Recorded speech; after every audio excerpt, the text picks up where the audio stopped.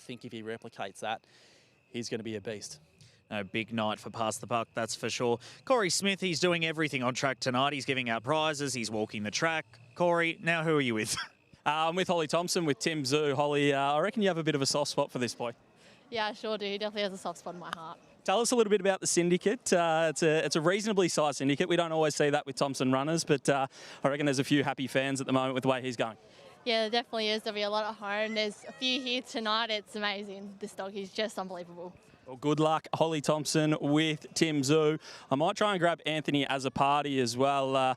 Anthony, Pass the Buck. He was impressive last week. The numbers backed it up. He had to chase a really hot speed, but he went pretty good himself early. Yeah, no, he went really good last week. He was a bit underdone now, so this week he should be right, you know. And just hope he hits the lids, Corey. Is the box any sort of issue at all, do you think? Not really. He runs a pretty straight line, so but as long as he comes out underneath the lids, you know.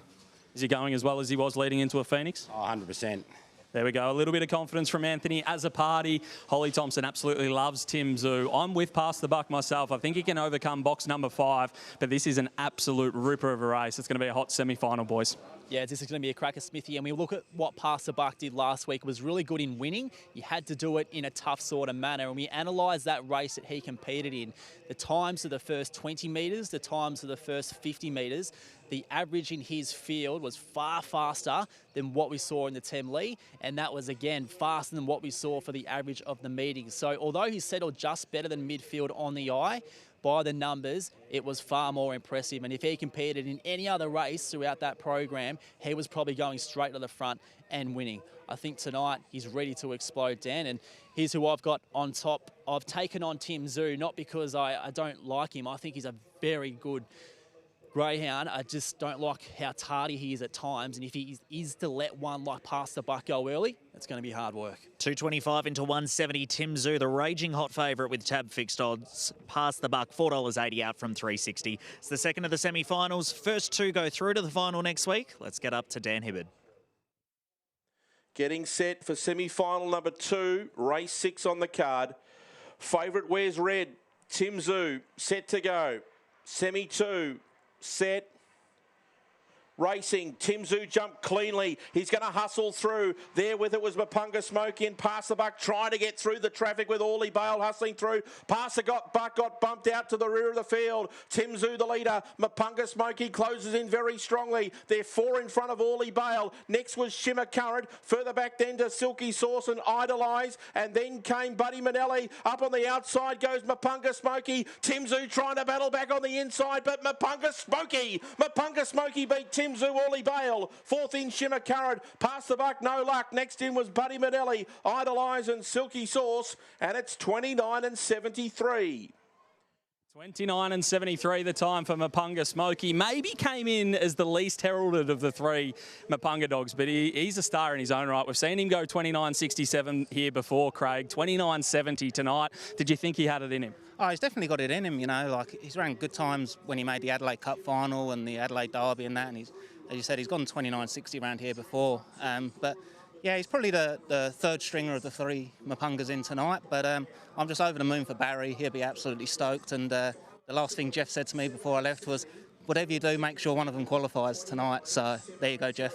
It sounds like Jeff wants to enjoy the Meadows hospitality next Saturday night. But talk us through the run a little bit, because he had to work hard. He had Tim Zoo, who's a very strong greyhound, a very good greyhound, on his inside the whole way round, it felt like, and he managed to burn him off. Yeah, he kind of stays mid-track the whole way round. So when he got up to second, ran the first and second bend, I know he's strong, so I was pretty happy with where he was positioned. And I know he'll go round dogs. He's not one of those dogs that needs the inside to get past. He can go round dogs. So it's just to see who'd hold on stronger. And no, he done great tonight. I'm so happy. On my way in tonight, I tried to stop at the hairdressers. There was a line of about 20 people. Do I need to make a dual booking for you and I during the week?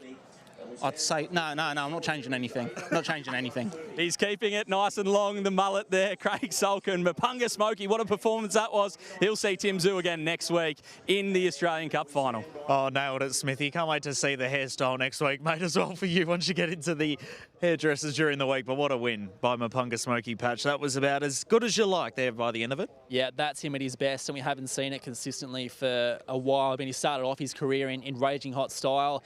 as Smithy mentioned, his previous PB here at the track, which still stands as his PB, 29 and 67. That come back in August, so he was full steam ahead at that point of his career. Since he stepped up to better races and better grades, he hasn't found it as easy, but tonight he's got it all right. And as Craig said, he does like to be in that mid part of the track, so it was probably an advantage to be hooking around Tim Zhu rather than sort of having to be on the inside of him and collide, and all sorts of things can go wrong after that. So, yeah, he was really good.